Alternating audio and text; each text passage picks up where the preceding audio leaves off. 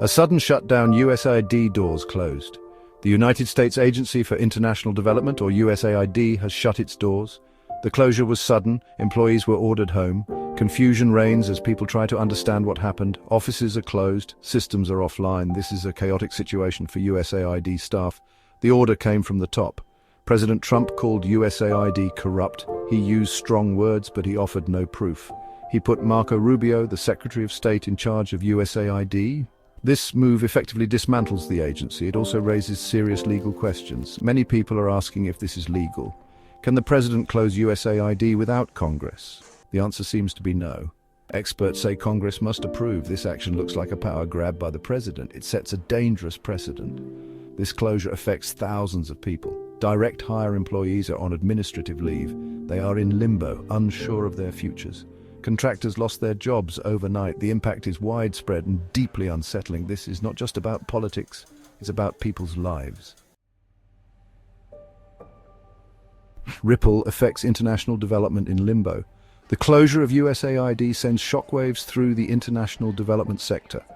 For decades, USAID has been a cornerstone of global aid.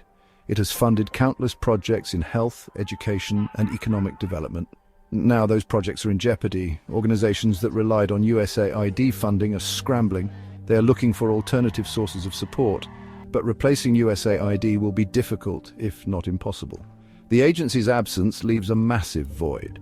The impact is especially severe in developing countries. These nations often depend on foreign aid for essential services. Without USAID's support, many critical programs will grind to a halt. The consequences for vulnerable populations could be devastating. This closure is a blow to international cooperation. It undermines America's standing as a global leader. It also raises questions about the future of foreign aid. The world is watching and the stakes are high. Broken contracts, shattered hopes, businesses in the crossfire.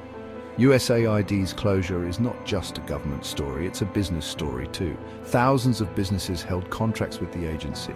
These businesses range from small providers to large corporations. They provided goods and services for USAID projects around the world.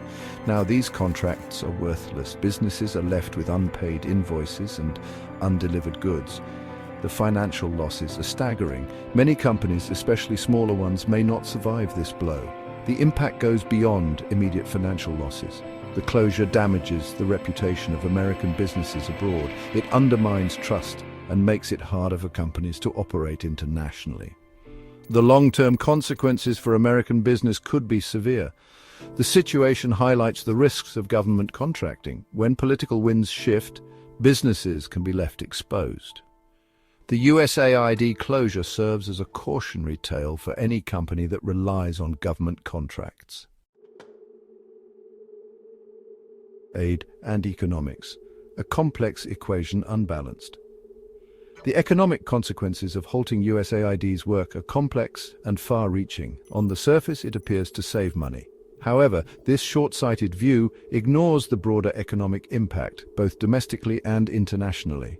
Within the US, the closure leads to job losses, not just in the development sector, but also in related industries. Manufacturing, logistics, and consulting firms all feel the pinch. This ripple effect can slow economic growth and increase unemployment. Internationally, the consequences are even more profound.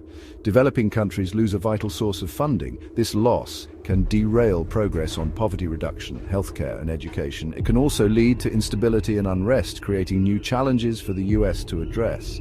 The closure of USAID is a stark reminder that foreign aid is not just charity, it is a strategic investment in global stability and prosperity. Cutting aid may save money in the short term, but it comes at a high cost in the long run.